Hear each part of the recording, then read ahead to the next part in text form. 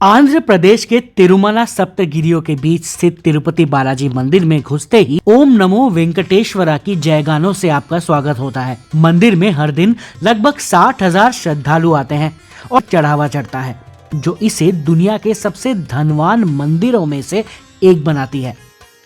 मंदिर में भगवान विष्णु विराजमान हैं स्वामी वेंकटेश्वर के रूप में। पर भगवान यहाँ पर आए क्यों? ये मंदिर बनाया किसने? तिरुमला का शेषाचलम पर्वत जहाँ ये मंदिर स्थित है, उसका शेषनाग से क्या संबंध है? क्यों लोग यहाँ धन के साथ साथ अपने बालों का भी दान करते हैं? ऐसे कई सवालों का जवाब हम इस वीडियो में ढूंढेंगे। तिरुपति देवस्थानम। बहुत साल पहले की बात है। तोंडई मंडलम साम्राज्य में एक ग्वाला हाथ में दूध की बाल्टी लिए घर वापस जा रहा था। जंगल से जाते जाते वो एक चीटी पहाड़ी के पास से गुजरा। तभी उससे एक आवाज आई, रुको, मेरी चींटियों को भूख लगी है, यहाँ थोड़ा दूध रख के जाओ। ग्वाला बहुत डर गया। चींटी पहाड़ी पर थोड़ा सा दूध डाल के वो सीधा राजा को बताने के लिए भागा। राजा तोंडईमन अच्छे इंसान थे। उन्हें लगा अगर वो चींटियों को दूध पिलाते रहेंगे तो उनकी प्रजा का भला होगा। चींटी पहाड़ी पर दूध डाले जाने लगा। पहाड़ी छोटी होने लगी और फिर उस पहाड़ी के अंदर से निकली विष्णु जी की एक भव्य मूर्ति। राजा ने इस मूर्ति को रखने के लिए एक भव्य मंदिर बनाने का निर्णय लिया और ऐसे शुरू होता है तिरुपति बालाजी मंदिर का निर्माण।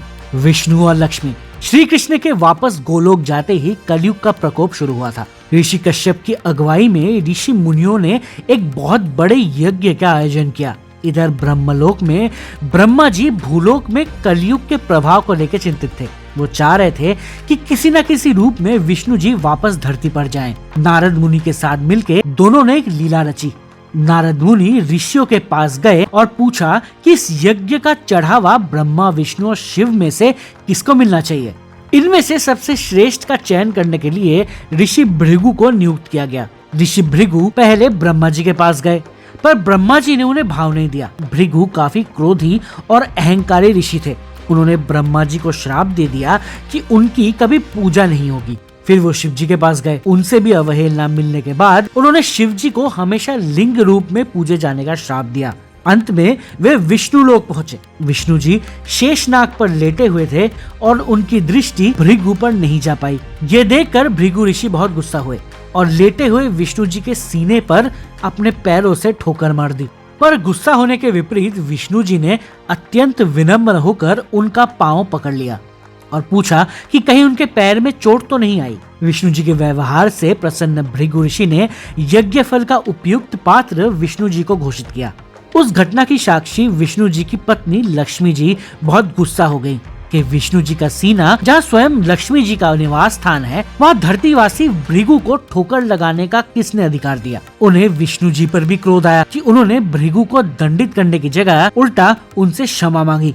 लक्ष्मी जी विष्णु जी को त्याग कर धरती पर चली गयी और करवीपुर मतलब आज के समय के कोल्हापुर में ध्यान करना शुरू किया। कुछ समय बाद विष्णु जी भी धरती पर आकर माता लक्ष्मी को ढूंढने लगे। जंगल और पहाड़ियों पर भटकने के बाद भी वो माता को खोज नहीं पाए। आखिर परेशान होकर विष्णु जी शेषाचलम पर्वत पर ध्यान में मग्न हुए। देखते देखते उन पर चींटियों का पहाड़ बन गया। इधर ये देख के ब्रह्मा जी और शिव जी को बहुत ग्लानि हुई। वे गाय और बछड़े का रूप धारण करके देवी लक्ष्मी के पास गए। उनके साथ वहाँ नारद मुनि भी आए, जिन्होंने लक्ष्मी माता को विष्णु जी की दशा बताई। देवी लक्ष्मी ने उन्हें उस वक्त के चोल राजा को सौंप दिया। राजा ने उनकी देखभाल के लिए एक चरवाहे को काम पर लगाया, पर वो गाय हर दिन चींटी पहाड़ी पर आकर अंदर बैठी विष्णु जी को दूध पिला के चले जाती थी। इस कारण महल में देने के लिए उसके पास दूध नहीं बचता था। रानी ने चरवाहे को बुला के पता करने को बोला कि दूध जा कहाँ रहा है। अगले दिन चरवाहा गाय के पीछे गया। जब उसने गाय को चींटी पहाड़ी पर दूध डालते देखा,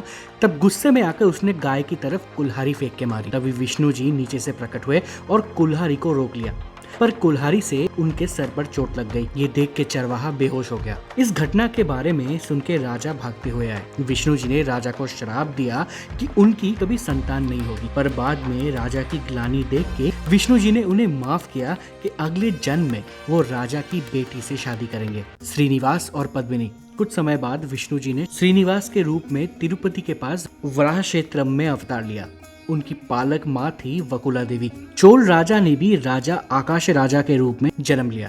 राजा को एक पुत्र की आस थी, जिसके लिए उन्होंने एक यज्ञ करवाया। यज्ञ में नियमों के अनुसार उनको एक खेत जोतनी थी। जोतते हुए उन्हें जमीन के अंदर एक बक्सा मिला जिसके अंदर एक स्वर्ण कमल के ऊपर एक छोटी सी बच्ची लेटी हुई थी। तभी अग्निदेव वहां प्रकट हुए और कहा कि ये कोई और नहीं बल्कि आदि शक्ति का ही एक रूप वेदवती का पुनर्जन्म है। देवी वेदवती का विवाह त्रेता युग में श्री विष्णु से होना था, पर वे रावण से बचने के लिए उन्हें अग्नि में आहुति देनी पड़ी थी, इसलिए इस जन्म में वो दोबारा आई हैं। राजा रानी ने उस छोटी सी बच्ची को अपनी बेटी की तरह अपनाया और नाम रखा पद्मावती। पद्मावती बड़ी हुई तो राजा ने उनके लिए वर देखना शुरू किया। एक बार नदी के पास श्रीनिवास ने पद्मावती को देखा, तब उन्हें पिछले जन्म को चोल राजा को दिया हुआ वचन याद आया। वापस आके श्रीनिवास ने अपनी माँ वकुला देवी को सारी बात बताई तो माँ ने प्रण लिया कि वो महल जाके खुद राजा से पद्मावती का हाथ मांगेंगी। इधर विष्णु जी ने नारद मुनि को भी भेजा रानी तक ये खबर पहुंचाने में कि स्वयं भगवान विष्णु का रिश्ता उनकी बेटी के लिए आने वाला है। रानी ने ये बात राजा को बताई, जिनको अपने पिछले जन्म की बात याद आई।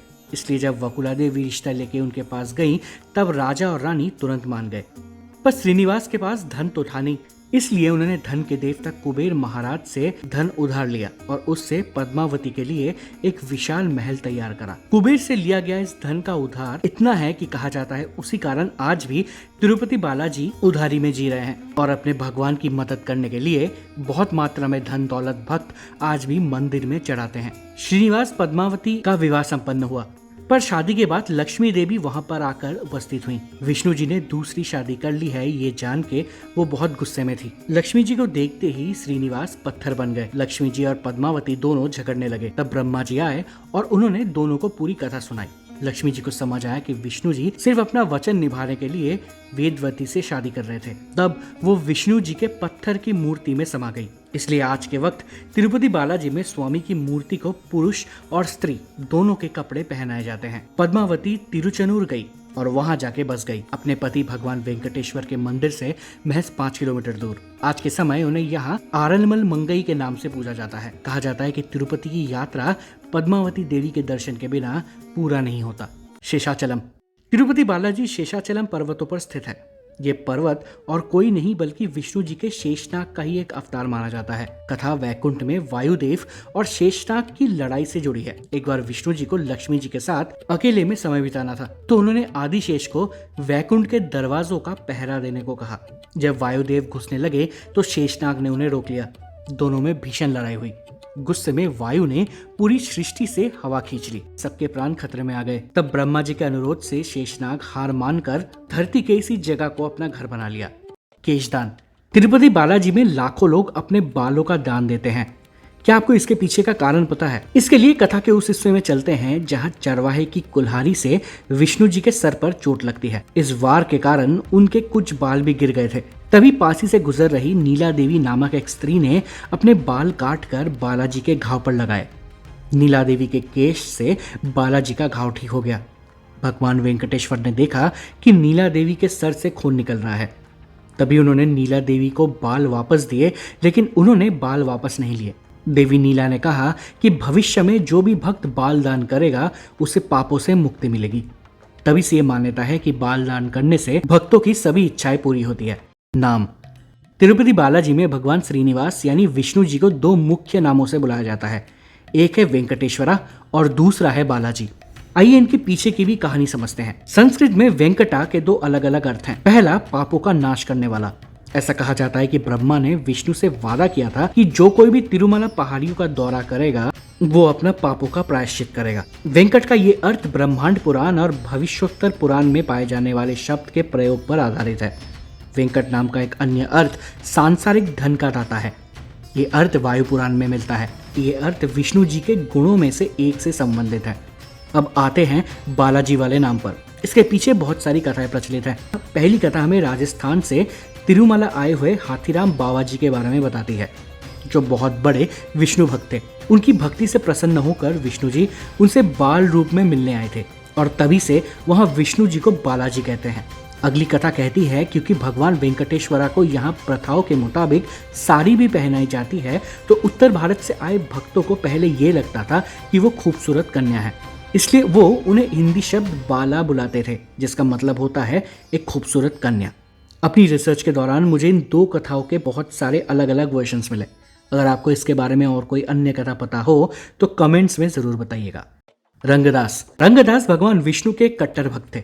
वे प्रतिदिन एक अस्थायी मंदिर के सामने खड़े होकर भगवान विष्णु की पूजा करते थे। एक दिन कुछ गंधर्व कन्याओं द्वारा विचलित होकर रंगदास अपनी पूजा भूल गए और मंदिर के सामने बैठ गए। अचानक मूर्ति टूट गई और क्रोधित भगवान विष्णु उसमें से प्रकट हुए। फिर उन्होंने अपने भक्त को उनके कार्य में विफल होने के लिए फटकार लगाई। रंगदास उनके चरणों में गिर पड़े और क्षमा मांगने लगे। अपने भक्त को ऐसी अवस्था में देखकर विष्णु जी ने उनकी भक्ति के लिए उन्हें आशीर्वाद दिया और कहा कि वो एक महान शासक के रूप में पुनर्जन्म लेंगे और एक विमान और ऊंची दीवारों के साथ एक सुंदर मंदिर का निर्माण करेंगे। ये मंदिर रंगदास और उनके उत्तराधिकारियों को शाश्वत गौरव दिलाएगा। रंगदास का अगला जन्म राजा तोंदैमन के रूप में हुआ था, जिसकी कथा मैंने इस वीडियो के शुरुआत में की थी। वो तोंदैमंडलम राज्य के राजा बने और तिरुमला की 7वीं पहाड़ी पर तिरुपति बालाजी के भव्य मंदिर का निर्माण करवाया। अगर आपको वीडियो अच्छी लगी हो तो कृपया लाइक, शेयर और कमेंट्स करना ना भूलें।